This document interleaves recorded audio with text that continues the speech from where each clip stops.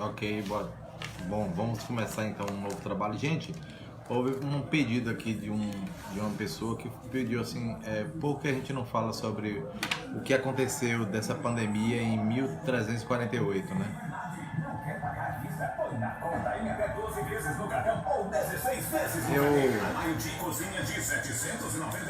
Eu queria só ler aqui um trecho que eu consegui resgatar com relação a Antônio Carlos do Amaral Azevedo, que escrevera num livro antigo de história na página 308.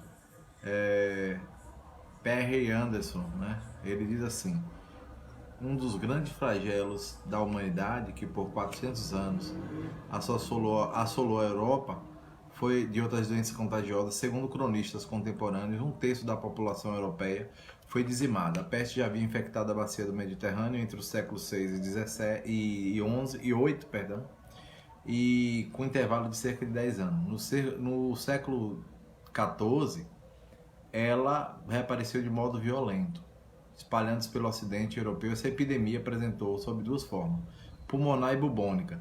Na primeira fase da história, século VI, o caminho da peste é de difícil reconstituição, com referência de cronistas da época, que é Gregório de Tours e Paulo Diácono, entre outros. Ao que falta, as quais falam que faltam dados quantitativos seguros.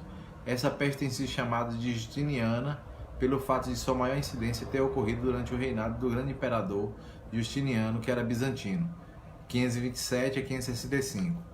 Sustada, ela retornou de maneira brutal no século XIV, procedente ao que parece da Crimeia, disseminando-se com extraordinária rapidez, parecendo um coronavírus, a começar pela explicação da própria epidemia dada por aqueles que com ela conviviam. Por alguns camaradas que assolaram o Egito, e também era encarada como um dos cavaleiros do Apocalipse, um novo dilúvio. Essas exceções refletiam-se, por outro lado, na arte e mesmo no meio eclesiástico. Religiosos e fiéis viam no flagelo, por outro lado, na arte, ou viam no flagelo, numa manifestação da ira divina que assim punia o pecado do homem. Os artistas o concebiam na forma de flechas vindas do céu, de modo tão fulminante que ninguém, pobre ou rico, fraco ou poderoso, poderia escapar. É inegável, no entanto, que as camadas humildes da sociedade tenham sido as que mais sofreram, não só pelas precárias condições de higiene, como pela dificuldade em abandonar os lugares atingidos. No plano psicológico, o impacto causado pela doença foi enorme. As tensões sociais latentes explodiam no ódio contra os ricos e também contra as minorias. Predominantemente os judeus, os leprosos, com frequência acusados de envenenarem pelo contágio as águas dos rios e poços. Ao mesmo tempo, constatou-se um aumento de grupo que procurava encontrar na automortificação um remédio para conter a epidemia. O número de seitas flagelantes cresceu significativamente, mormentes na Itália e na sua pátria original, com graves repercussões em toda a Europa. Diante da catástrofe, o homem medieval procurava encontrar uma explicação. Para uns, a epidemia decorria de uma alteração do ar provocada por emanações ou fenômenos celestes. Para outros, provinha de pessoas que intencionalmente desejavam espalhar o mal, o que torna-se necessário persegui-las e puni-las. E, finalmente, terceiros achavam que tratasse de uma vingança de Deus, só contornável através de penitência. Seja como for, seu desenvolvimento pelas grandes transformações sociais e psicológicas assim provocadas no homem ocidental e consequências da peste, conforme salienta um historiador, foi um grande personagem da história. Então aqui o relato da peste negra, que também avassalou a Europa, né? E dizimou a Europa. Bom, a gente sempre está aqui falando sobre a literatura produzida no século XX, principalmente o pré-modernismo e o modernismo. Hoje, a gente escolheu o pré-modernismo para começar mais uma etapa dos textos, né, de Lima Barreto. Lima Barreto foi um autor que o Brasil passou a conhecer, né, naquele período da grande política do café com leite, que submeteu os interesses, os cafeicultores paulistas, né, e os pecuaristas mineiros. Então a economia dependia desse setor, em especial desses dois setores, e do equilíbrio entre a produção e a exportação do café. Bom, se os mercados externos não absorviam toda a produção do café, ocorriam as chamadas crises de superprodução e o Estado saía em socorro dos cafeicultores. Então o contexto histórico é esse, esses traços de prosperidade, porém revelaram sérias contradições sociais que foram denunciados. E foi um deles, o Lima Barreto, que analisou a fragilidade da economia brasileira nas suas crônicas, A Riqueza de Brazundanga. Diz assim, o trecho selecionado por nós comenta o problema do café e da borracha. Com o café dá-se uma coisa interessante. O café é tido como uma das maiores riquezas do país, e, entretanto, é um dos maiores pobreza. E sabem por quê? Por conta de uma série de coisas que eu explico. O café é, antes de tudo, a cultura da base da oligarquia política que domina a nação, e a sua árvore é cultivada em grandes latifúndios. Isso, portanto, leva-nos a uma árvore que é pertencente a essa gente, em geral, mal que os conhece. Os proprietários dos latifúndios vivem nas cidades, gastando a larga, levando vida de nababos e com fumaça de aristocratas. Quando o café não lhes dá o bastante para suas impotências e as da família, começa a clamar que o país vai à garra, que é preciso salvar lavouras, que o café é a base da vida econômica do país. Isás arranjam meios e modos do governo central decretar um empréstimo de milhões para valorizar o produto. A riqueza mais engraçada da Brazundanga é a borracha. De fato, a árvore da borracha é nativa, abundante no país. Ela cresce em terras que não são alagadiças. Do látex é uma verdadeira batalha em que são ceifadas inúmeras vidas, e cara, portanto, os ingleses levam sementes e plantaram a árvore da borracha nas suas colônias, em melhores condições que as espontâneas da Brazundanga.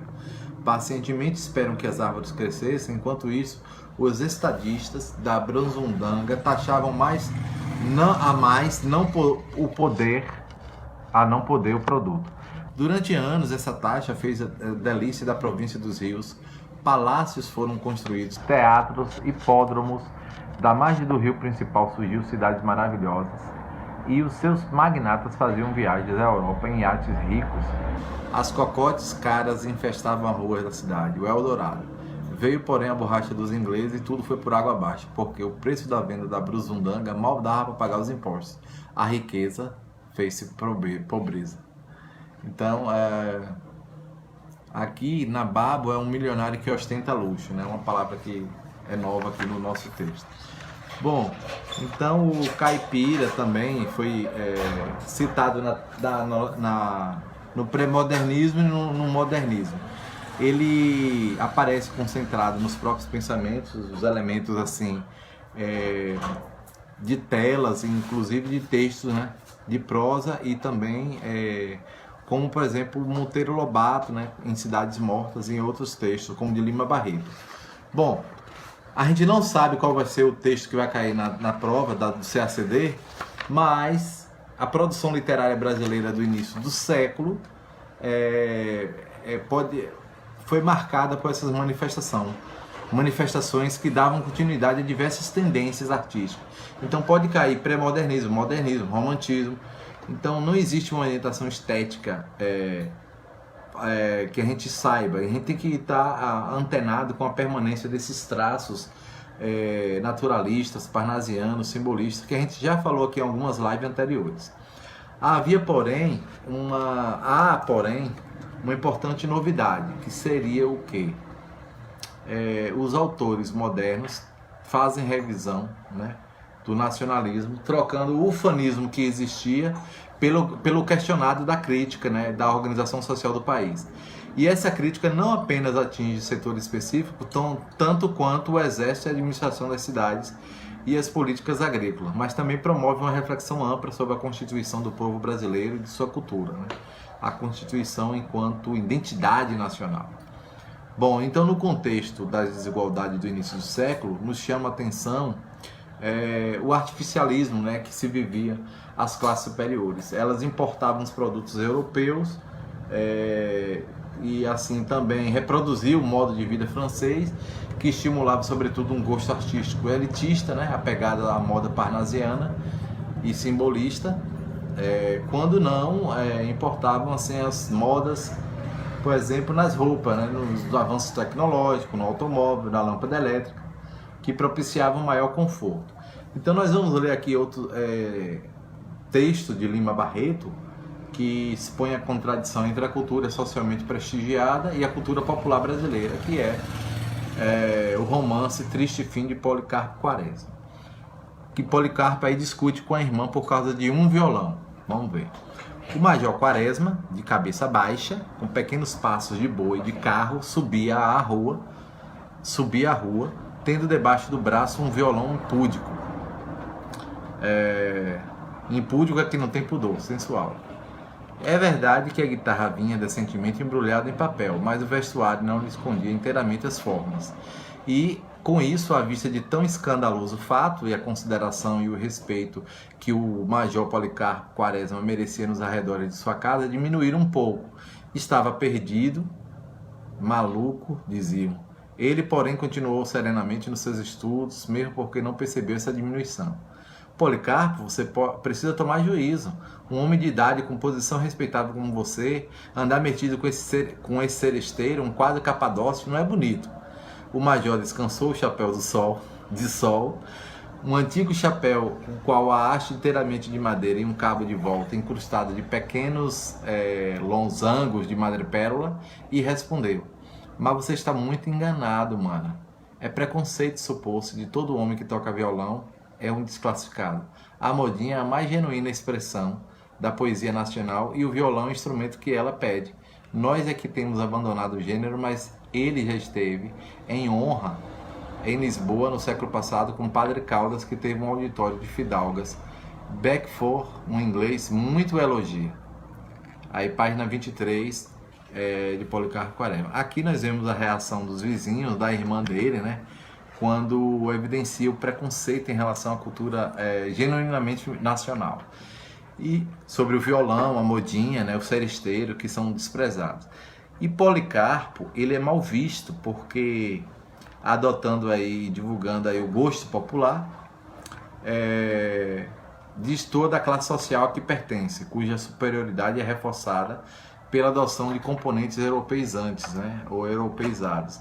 O texto de Lima Barreto, claro, traz assim uma clara atenção, né, para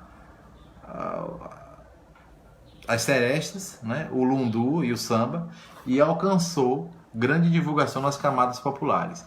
Então essa questão da divisão social, do gosto, é perceptível nesse romance. Vamos ler agora um outro trecho que fala sobre de Graça Aranha. Graça Aranha, que foi outro também da época tradicionalmente do nacionalismo cívico, né, uma linguagem próxima à jornalística, mas que traz aqui com Lima Barreto, Euclides da Cunha e outros jornalistas, até mesmo Monteiro Lobato, né, traduziu artigos de periódicos ingleses para o jornal enquanto trabalhava no estado de São Paulo. Tematicamente, esse nacionalismo crítico é a marca distintiva do pré-modernismo junto com os sertões. Então eu vou ler Canaã, de Graça Aranha, página 157. Diz assim, nesse trechinho tem uma certa... o autor reflete sobre a condição histórica da nação, né? Como se lê aí, como se lê aqui, perdão. Paulo Maciel parecia desinteressar-se da confusão Paulo Maciel parecia desinteressar-se da discussão e descuidado foi, afastando na direção da casa, tirando de passagem folhas de laranjeiras que ia aspirando nervoso. Os companheiros o seguiam, empenhados no assunto. Maciel pensava: é o debate diário da vida brasileira, ser ou não ser uma nação. Momento doloroso em que se joga o destino de um povo Ai dos fracos, que podemos fazer para resistir aos lobos? Com a bondade ingênita é inata, né? Ou congênita, que nasce com a pessoa. Bom, a bondade ingênita da raça, a nativa fraqueza, a descuidada inércia, como nos oporemos ao que eles venham, tudo vai acabar e se transformar. Pobre Brasil. Foi uma tentativa falha de nacionalidade, paciência. E o que nos adianta os Estados Unidos? Será sempre um senhor? Todo este continente está destinado ao pasto das feras. Sul, América, ridículo. Mas não há uma salvação, mas haverá uma salvação. Não haverá um Deus ou uma força que paralise o raio armado contra nós? Enfim, vá lá, meia culpa, e está acabado. Temos o que merecemos. Daí pode ser que seja melhor. A terra prosperará. Melhor administração, mais polícia e é só... Não, vale a pena. Vale a pena? E o mundo é só isso? Vale a pena viver para ter mais polícia? E a língua? A raça está associada... Perdão, a raça está associação degradada. Esta associação, perdão, está degradada. Se quiserem, mesquinha, assim, fraca, quase esfacelar-se. Mas amorável, boa e amada, apesar de tudo, porque é nossa, ó, muito nossa. Então, página 157. Texto de Graça Aranha. Bom, nós falamos do papel da tradição aqui, né, do personagem de Paulo Maciel, no trecho Canaã, anteriormente. E agora também nós falamos do Graça Aranha. Nós temos, como nós falamos, a fuga do esteticismo, né, que é uma produção literária identificada com pré-modernistas, né, é assim, seria uma fuga da parnasianismo, né, da poesia parnasiana, ou seja, você recusa-se a repetir procedimentos formalistas, padronizados, então amoldados ao gosto da elite. Então, para fugir desse esteticismo, eles optaram por linguagem mais direta, como Augusto dos Anjos, Euclides da Cunha, e a gente vai agora ver João do Rio, que foi escrito em 1881, foi um dos principais autores, cronistas da modernização do Rio de Janeiro, e a crônica a seguir é de 1904. Ele aborda um trabalho exercido por indivíduos comuns. Pequenas profissões. Meu Senhor, nosso vento hoje está demais. Meu Senhor, Deus, é uma infinidade de profissões sem academia. Até parece que não estamos no Rio de Janeiro. Coitados, andam todos na dolorosa academia da miséria e vê tu, até nisso há vocações. Os trapeiros, por exemplo, dividem em duas especialidades, dos trapos limpos e de todos os trapos. Há ainda os cursos suplementares dos apanhadores de papéis, de cavaco e de chumbo. Alguns, portanto, envergonham-se em contar a existência esforçada. Outros abundam em pormenores e são um mundo de velhos desiludidos, de mulheres gastas, de garotos e crianças, filhos de uma família que saem por ordem dos pais, com um saco às costas para cavar a vida nas horas das limpezas das ruas. De todas essas pequenas profissões, as mais raras e as mais parisienses é a dos caçadores que formam o sindicato das goteiras e do jardim. São os apanhadores de gato para matar e levar aos restaurantes, já sem pele onde passam por coelho. Cada gato vale 10 tostões no máximo. Uma só das costelas que os fregueses rendosos trincam à noite nas salas iluminadas dos hotéis vale muito mais. As outras profissões são comuns. Os trapeiros existem desde que nós possuímos fábrica de papel e fábrica de móvel. Os primeiros apanham trapos, todos os trapos encontrados na rua, e remexem um lixo, arrancam da poeira e do esterco os pedaços de pano que serão em um pouco alvo papel. Os outros têm um serviço mais especial de procurar panos limpos, trapos em perfeito estado de móveis. As grandes casas desse gênero compram em porção a traparia limpa. A uns não prejudicaria a intempérie, aos segundos a chuva causa prejuízos enormes. Imagina essa pobre gente quando chove, quando não há sol, com o céu aberto em cataratas, e em cada rua uma inundação. A alma encantadora das ruas, João do Rio. Aqui, página 56 da Companhia das Letras. Aqui o texto é cheio de ironia, né? Um dos traços característicos de João do Rio é que é a ironia presente no primeiro parágrafo. Ele fala aí de cavaco, não é aquela comida não, cavaco é lasca de madeira, tá? E trincar é o mesmo que cortar com os dentes. Bom, depois nós vamos para uma literatura mais em transição, que é os Sertões, Euclides da Cunha, que aí você tem assim, designado pelo jornal Estado de São Paulo para cobrir ali a campanha do exército, né, brasileiro contra o Arraial de Canudos, o reduto dos sertanejos de Antônio Conselheiro, né, liderado por Antônio Conselheiro, localizado no sertão da Bahia. Então, eles defendiam o retorno da monarquia desde 1896, eles vinham resistindo com as armas rústicas que ele tinha, pedras, pau, e contra militares fortemente armados. Então a resistência do Arraial foi assim grande diante dessas expedições e tinha sido tornado vergonhosa para o exército e para a república. Mas quando partiu para a Bahia, Euclides da Cunha, ele partilhava de convicções do governo republicano e das populações dos centros urbanos do Rio de Janeiro. Então viu os sertanejos como bárbaros. A cobertura do evento acabou que deu para apresentar outra face da questão. O escritor aí deparou com brasileiros desamparados, né? Isolados culturalmente, né? Assim, sem educação, né? Formal, isolamento, como eu disse, cultural e trabalho degradante imposto pelos latifundiários, principalmente na seca. Então o trabalho foi publicado 5 anos após o retorno a São Paulo. O livro critica as ações do exército e a atuação dos governos. E a obra traz a terra, 3 partes. O homem, a terra e a luta, né? Você inicialmente tem assim a descrição dos aspectos geográficos da região de Canudos, como no caso da Bahia. Então, devido à seca, aquela descrição extrai os argumentos com que explica a formação do tipo sertanejo aí, que a gente vai passar a falar de Antônio Conselheiro no trecho a seguir.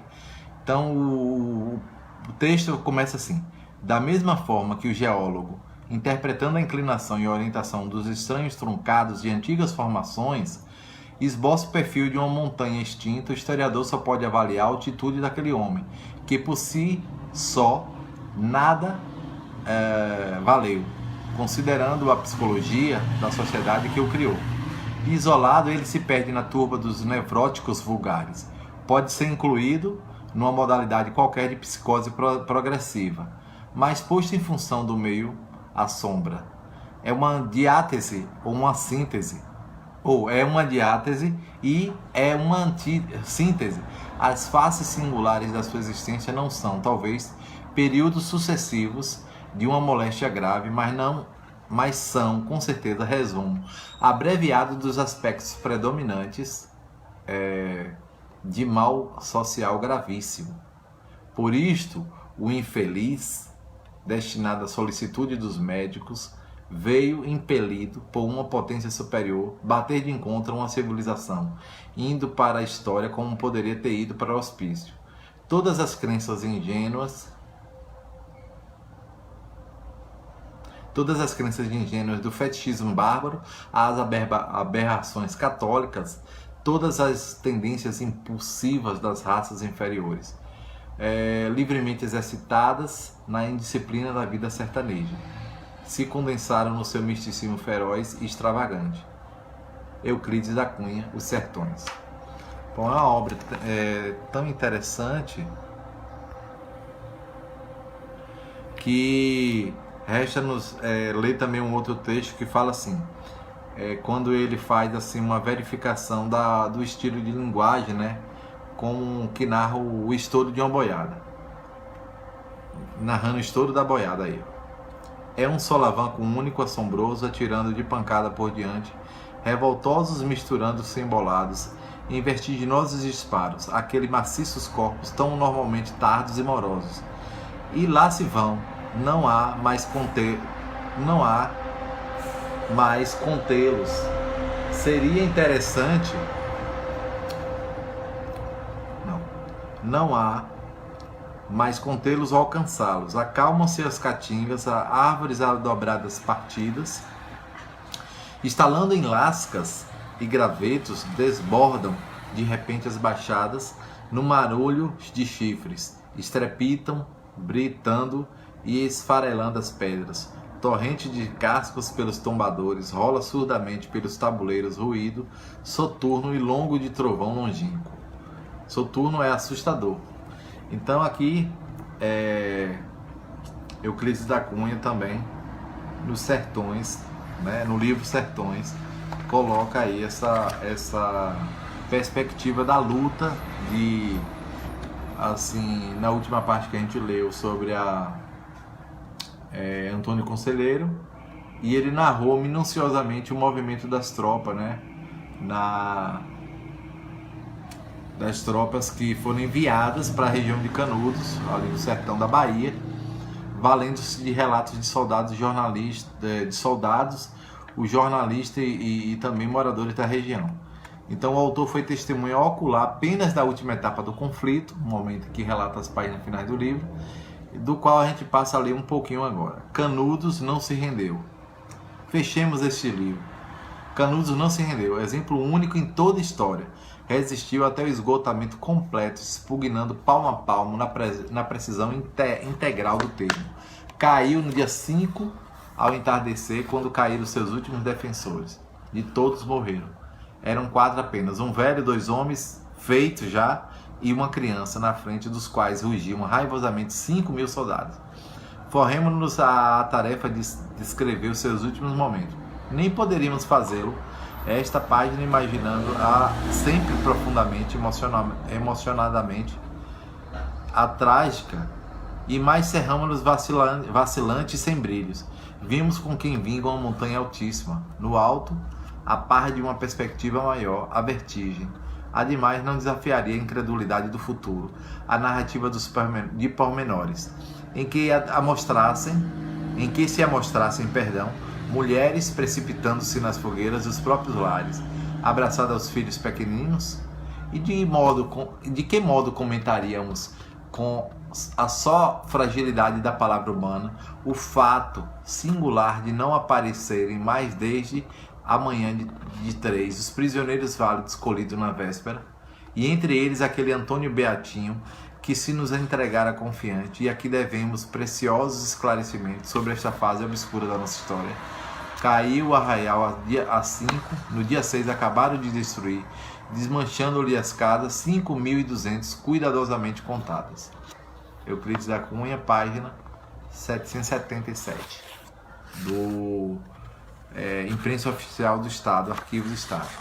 Então, quer dizer, Euclides da Cunha, como nós falamos, ele foi um autor testemunha ocular, né, daquele conflito que acontecera na Bahia, justamente porque ele foi enviado especial do Estado de São Paulo, do Folha de São Paulo, e que nós podemos perceber na leitura os termos técnicos, né, que ele abunda, assim, especialmente sobre a terra, né? Ele que era um grande estudioso, se bem que morreu apaixonado. Morreu apaixonado por uma mulher no Rio de Janeiro, não sei como que aconteceu. Ele estava no Rio de Janeiro, tinha acabado de chegar de uma missão da Amazônia e encontrou uma mulher com outro homem, né? E acabou chamando para o duelo, tragicamente morto por um duelo com outro homem. Bom, mas isso não vem ao caso. Oi, gente, quando a gente lê a literatura e lembra de coisas que a gente lê, a gente não tem como não se influenciar, não se emocionar com certas coisas. Bom, já falamos de Lima Barreto, já falamos do entre o literário e o científico de Os Sertões, né, de Euclides da Cunha. Falamos também de João, e eu queria ler só o último trecho de Lima Barreto, de Os Sertões, que fala sobre o homem nordestino, já que o sertanejo, como eu disse, é ali sempre encarado, né, como uma identidade nacional menos caracterizada como forte, né? Então há um argumento ali que o sertanejo, a formação do tipo sertanejo seria assim uma descrição muito mais minoritária, muito mais fraquinha. Ou seja, era fruto das condições descritas ali no trabalho de Euclides da Cunha. Diz assim: o sertanejo é antes de tudo um forte, não tem raquitismo exaustivo dos mestiços neorrastêmicos do litoral. A sua aparência, entretanto, ao primeiro lance de vista, revela o contrário. Falta-lhe plástica impecável, o desempenho, a estrutura corretíssima das organizações atléticas. É desengonçado, é desgracioso, torto, Hércules Quasimodo, reflete no aspecto a fealdade típica dos fracos. O andar sem firmeza, sem aprumo, quase gigante e sinuoso, aparenta a translação de meandros de membros articulados. Agrava-o a postura normalmente abatida no manifestar de displicência que lhe dá um caráter de humildade deprimente. É o homem permanentemente fatigado, reflete a preguiça invencível, a atonia muscular perene em tudo, na palavra remorada, no gesto contrafeito, no andar desaprumado, na cadência langorosa das modinhas e na tendência constante à imobilidade e à inquietude. Entretanto, toda esta aparência do cansaço ilude. Nada é mais surpreendedor do que vê-la desaparecer de improviso naquela organização combalida. Opera-se em segundos transmutações completas. Basta o aparecimento de qualquer incidente, exigindo-lhe desencadear das energias adormidas. O homem transfigura-se, emperdiga-se, estadeando novos relevos, novas linhas na estatura e no gesto, e a cabeça firma-se-lhe alta sobre os ombros, possantes aclaradas pelo olhar desassombrado e forte, e corrige-se-lhe prestes numa descarga nervosa instantânea. Todos os efeitos do relaxamento habitual dos órgãos e da figura vulgar do tabaréu canhesto reponta inesperadamente o aspecto dominador de um titã acobreado e potente, num desdobramento surpreendente de força e agilidades extraordinárias. Rapaz, você vê aqui tudo para falar do sertanejo. Interessante, né? A fragilidade, né, que o sertanejo é. Então, eu acho interessante essa expressão que ele usa, Hércules Quasimodo, combina palavras cujos sentidos parecem aí inconciliáveis, né? Porque Hércules, na verdade, é um personagem atlético, né, da Grécia Antiga, da mitologia grega, e remete o quê? Hércules, a força, a beleza. Então, sugere uma coisa muito forte. E Quasimodo, que é o corcunda de Nossa Senhora de Paris, né, o corcunda de Notre Dame, que foi um filme de 1980, na direção de Tusher, né, Michael Tusher, que serve também de personagem para fazer uma síntese da caracterização do sertanejo. Ele sugere feiura e deformidade, porque começa com Hércules Quasimodo. Com essa imagem aí ele sintetiza a descrição do sertanejo pelo autor, né? Bom, deixa eu ver se tem mais alguma coisa aqui pra gente ler de textos literários. Tem o Urupê de Monteiro Lobato, mas eu vou fazê-lo no próximo vídeo. Eu vou só fazer um lanche ali e a gente volta já já. Um abraço. Obrigado, Egli Motti.